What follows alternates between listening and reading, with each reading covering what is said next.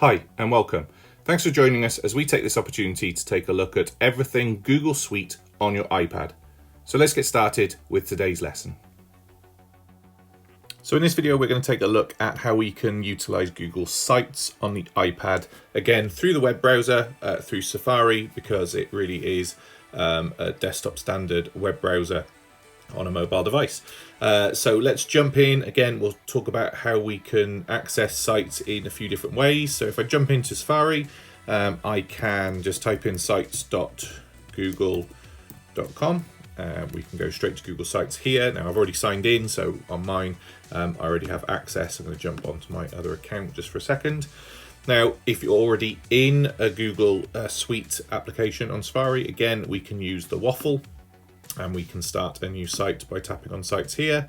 And then finally, again, adding this as a homepage link just speeds up that process for you. So I'm going to go to the share icon along the top and find Add to Home Screen.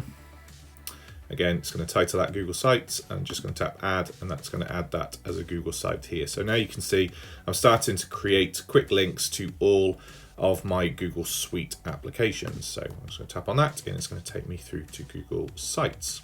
Now, Google Sites is a really useful way to build websites.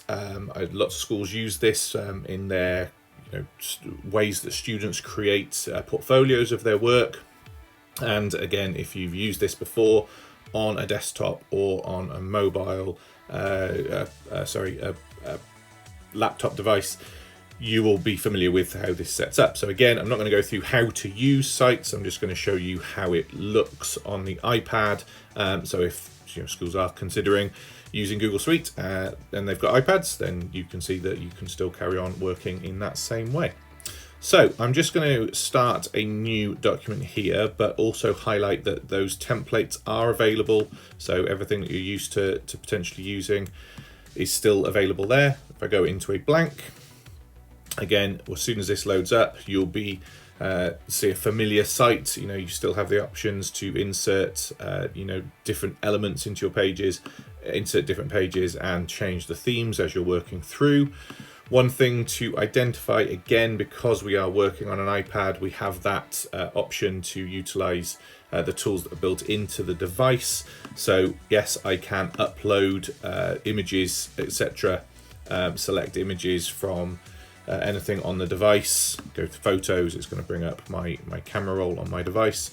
But also when we're in the actual editing side here, if I go to change image and go to upload, it's actually again going to open up the option to take photos, go to my photo library on my device. So again, utilizing the tools that are built into the device.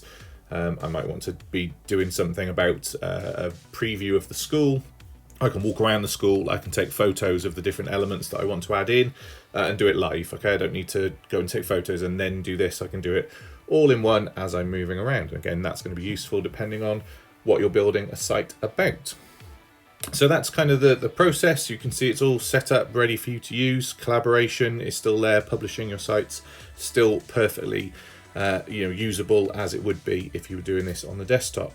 One other thing to identify, as we've seen in other videos, is that opportunity to then have a second screen.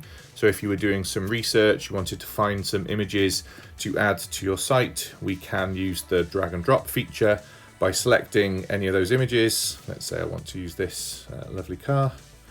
We can drag these across and simply add them into our page. So again, just that functionality, usability of using the split screen function on the iPad whilst building a site. So be that pictures or research, documentation, links, all of those sorts of things. Really easy to do direct in Sites through Safari on the iPad.